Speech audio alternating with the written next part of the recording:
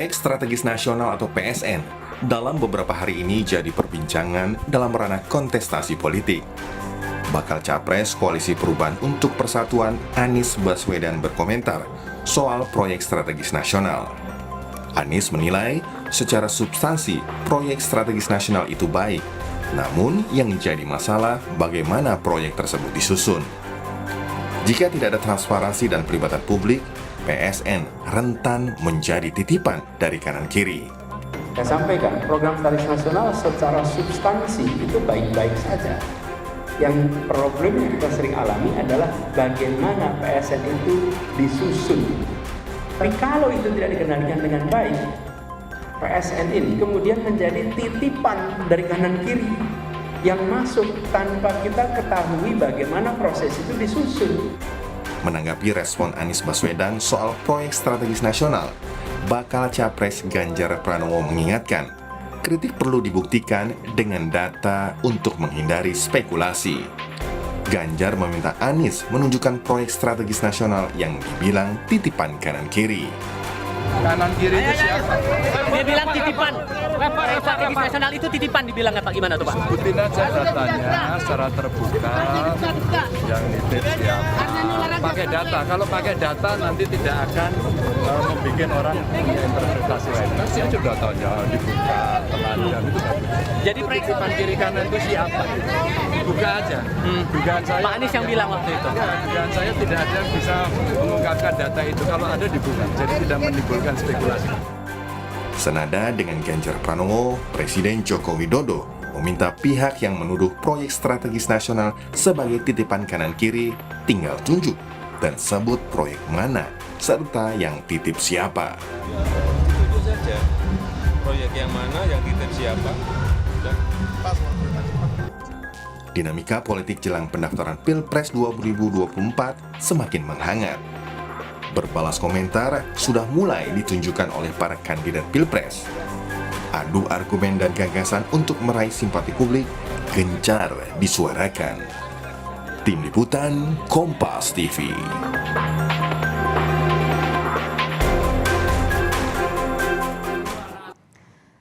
Kritik Anies soal adanya titipan di proyek strategis nasional telah mendapat tanggapan langsung dari Presiden Jokowi. Presiden Saudara meminta Anies membuktikan tuduhan terkait titipan kanan kiri itu. Kami mengulasnya sore ini bersama dengan Wakil Ketua Umum PKB Jazilul Fawait, ada juga anggota DPR RI dari fraksi PDI Perjuangan Masinton Pasaribu dan pakar komunikasi politik Universitas Pendidikan Indonesia UPI Prof. Karim Suryadi. Sore semuanya, Bapak-bapak sehat? Ya, selamat sore. Sore semuanya. Saya mau ke PKB dulu, Pak Jazilul. Jadi tadi itu Presiden tanya di proyek strategis mana, yang titip siapa? Jadi di mana dan siapa yang titip? Pak Jazilul, dari pernyataan Mas Anies. Ya, dari pernyataan Pak Anies sesungguhnya kalau kita baca secara keseluruhan, proyek PSN itu tidak ada masalah. Dengar, halo? Ya. Silakan Pak Jazilul. Ya, yang dimasalahkan adalah proses penyusunan dan penentuan jika nantinya di situ ada titipan kanan kiri, itu yang dimaksud.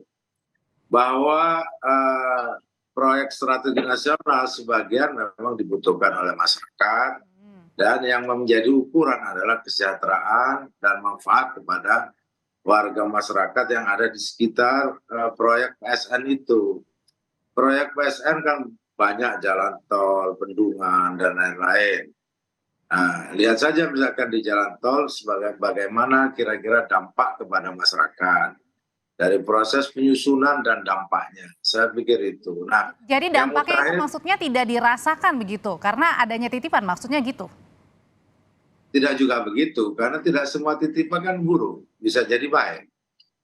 Nah, yang terjadi bahwa misalkan katakanlah investasi yang ada di Rempang yang rame tempo hari itu kan juga perlu melibatkan masyarakat sehingga tidak ada keributan dengan masyarakat.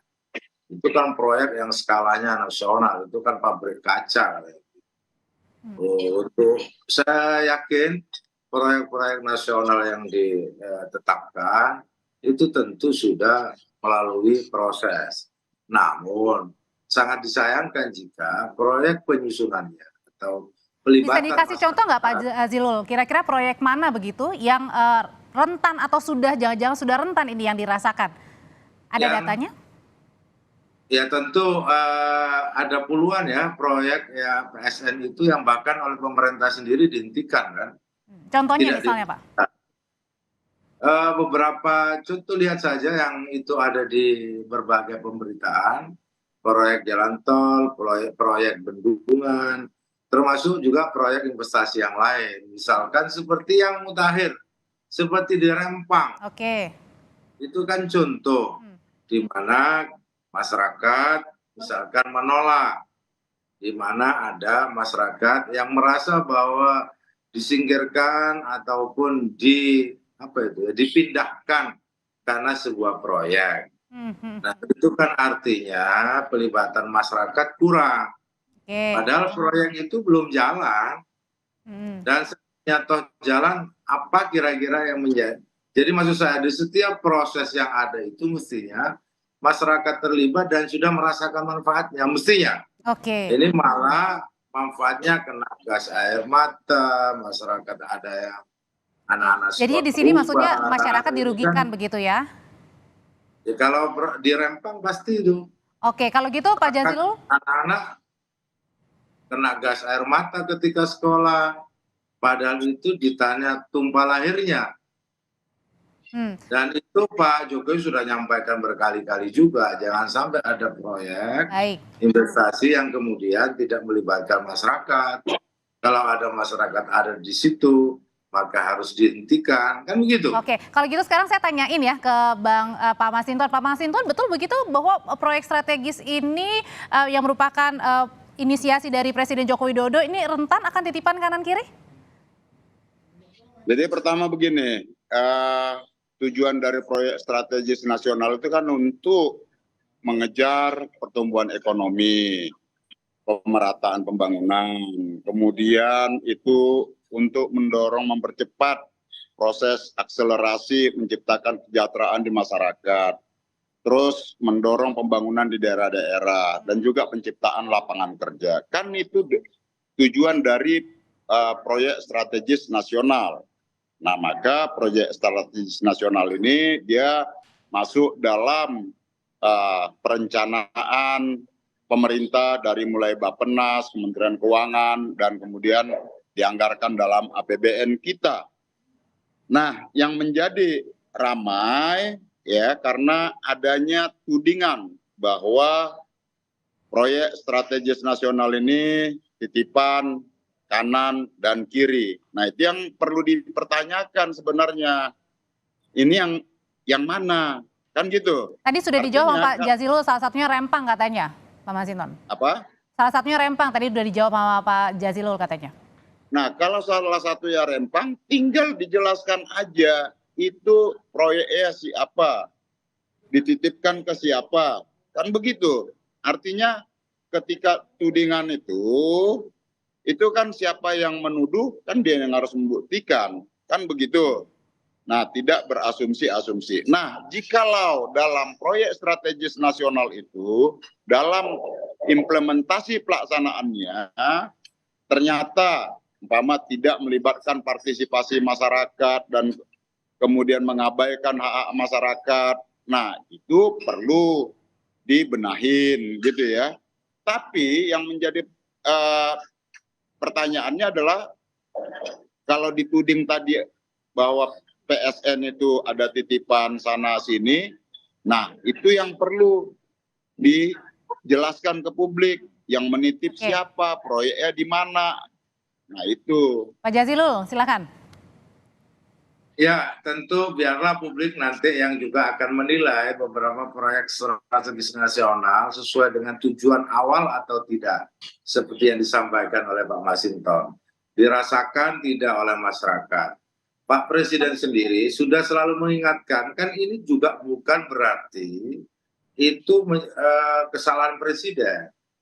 Bisa jadi pelaksanaannya itu tidak cermat ketika melaksanakan PSN. Yang seperti saya contohkan, apakah Rempang itu perlu? Perlu. itu proyek yang strategis, bahkan berskala dunia. Namun itu tadi ketika melibatkan, ketika prosesnya itu yang dipertanyakan, sehingga pertanyaan itu ada titipan nggak di situ, kok sampai misalkan masyarakat adat, Berarti maksud tidak memihak ya dirasanya kemudian gitu ya. berteriak atau tidak, kan Oke, gitu. oke. Betul untuk pabrik kaca atau tidak, kan itu juga dijelaskan ke Baik. publik gitu. Pak Jazilul, kalau gitu sekarang saya tanyakan ke Prof. Karim. Prof. Karim, apa sih yang ditangkap dari pernyataannya Mas Anies ini soal proyek strategis nasionalnya Pak Jokowi ini rentan titipan kanan kiri? Jadi begini, dalam komunikasi politik, khususnya komunikasi pemilu gitu ya, di mana-mana ada mode kampanye atau mode penataan citra, pembangunan citra, penataan kepercayaan yang memanfaatkan kepedulian pada level paling bawah sampai kepada pemanfaatan ketakutan. Misalnya, maaf ya, ketika kita menyaksikan kampanye di Amerika, Trump terus-menerus menyampaikan ancaman imigran yang terus-menerus ke Amerika. Bahkan sudah disebut sebagai banjir imigran. Kemudian juga ada ancaman tentang narkoba yang terus-menerus datang dari Amerika Latin. Nah, itu biasa. Ada yang disebut dengan strategi pemanfaatan ketakutan atau pemanfaatan pembangkitan kepedulian yang disampaikan oleh kandidat presiden. Mana saja? Nah, apa tujuannya? Tujuannya ada dua. Yang pertama, untuk memutus kebiasaan partisan. Atau untuk Kalau yang ini, kalau di Indonesia? Ya, di Mas Indonesia Anies. bisa saja dan itu pernah dilakukan, tidak aneh sebenarnya. Ini maksudnya ini adalah bagian dari strategi komunikasinya. Ya, jadi ini bagian dari strategi komunikasi politik. Yang tujuannya ada dua. Yang pertama itu untuk memutus ketergantungan pada kebiasaan partisan. Artinya apa? Artinya sebisa mungkin ikatan emosional yang sudah terbangun antara kandidat dengan partai tertentu itu digoyang. Harapannya beralih mendukung. Yang kedua, untuk membangkitkan kepedulian dan keterbukaan terhadap informasi baru. Nah, kenapa begitu? Karena biasanya ketika ikatan partisan sudah kuat, maka orang-orang akan melihat fenomena yang muncul, realitas yang ada, berdasarkan kacamata partisannya. Hanya yang saya katakan, biasanya strategi seperti ini muncul di akhir-akhir gitu loh. Muncul di akhir-akhir. Ketika kampanye sudah sampai pada titik di mana publik sudah terbelah ke dalam pembelahan. Tapi biasanya strategi komunikasi ini, Prof, bisa dibuktikan dengan data kah? Atau fakta? Biasanya begitu. Biasanya itu dua hal yang berbeda. Oke. Dua hal yang berbeda. Soal pembuktian, apakah itu benar, apakah itu tuduhan palsu, apakah itu soal fitnah, itu ranah yang lain, itu ranah hukum. Ranah komunikasi politik tidak berhubungan dengan pembuktian pidana. Tapi ranah komunikasi politik hanya sampai pada apakah ini efektif atau tidak. Karena tujuannya hanya untuk mengatrol dukungan, meluaskan dukungan, memperluas basis dukungan, dan menggoyang pengkotakan yang sudah terbangun melalui kampanye terus-menerus. Oleh karena itu maka alat ujinya adalah apakah publik yang peduli terhadap isu yang disampaikan atau malah sebaliknya gitu ya. Oleh karena itu maka alat ukurnya seberapa terpengaruh, seberapa terpersuasi, seberapa terbuka, seberapa tergugah publik oleh informasi yang disampaikan sampai pada titik mengiyakan dan berbalik mendukungnya. Sebenarnya itu sih dalam kacamata komunikasi. Saya ke Pak Masinton kalau gitu, Prof. Karim. Pak Masinton, betul seperti itu juga yang dirasakan oleh PDIP kalau ini adalah bersifat menggoyang, merupakan strategi komunikasi politik dari Mas Anies? Ya kalau itu ya mungkin aja. Cuman kan nanti publik melihat jadi seperti itu asal tuding kan gitu ya. Umpama penyusunan proyek strategis nasional yang dianggap tidak transparan. Padahal PSN itu ya proyek strategis nasional itu bagaimana dikatakan tidak transparan? Lawang itu juga disampaikan kepada seluruh fraksi di DPR RI gitu loh, bahwa pemerintah nanti akan melakukan pembangunan proyek ini, proyek infrastruktur, irigasi dan lain-lain seperti itu, dan Semua proses penganggarannya itu dibahas antara pemerintah bersama DPR. Nah, kalau dituding PSN tidak transparan, di mana tidak transparannya, kan begitu. Lawang itu dibahas antara pemerintah dan DPR kok, Pak Jazilul? bukan pemerintah semata. Nah, jadi menurut kita ya apa yang disampaikan oleh Pak Anies sesungguhnya tidak punya dasar argumentasi yang kuat dan juga tidak valid. Nah, tadi kalau berkait umpama implementasi dari PSN itu tidak melibatkan partisipasi masyarakat atau bahkan memunculkan kesemena-menaan seperti kasus di Rempang apa segala macam, itu juga harus kita, kalau itu harus kita kritisi bahwa tujuan dari PSN itu bukan seperti itu, kan gitu. Nah, jadi tentu yang namanya proyek strategis nasional ini kan tadinya dituduh tidak transparan. Loh, faktanya transparan, dibahas antara pemerintah bersama seluruh fraksi di DPR RI. Kemudian dituduh titip sana titip sini, ada titipan sana titipan sini.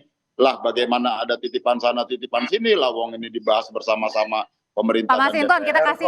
kita kasih sekarang jawabannya untuk Pak Jazilul. Ini kan PKB juga masih berada di pemerintahan nih, Pak Jazilul. Ya, tentu PKB masih bersama Pak Masinton, tapi bahwa Pak Anies Baswedan atau pasangan Amin ini menggunakan term visi perubahan. Nah, salah satu yang ditawarkan oleh Pak Anies bahwa semua kebijakan yang nanti akan diambil oleh Pak Anies atau pasangan Amin ini adalah setiap kebijakan harus berdimensi pada keadilan sosial atau berdimensi pada kesetaraan. Nah, untuk mengukur keadilan itu biasanya publik itu punya cara ukur sendiri, regulasi punya cara ukur sendiri. Ini jangan terjadi gap.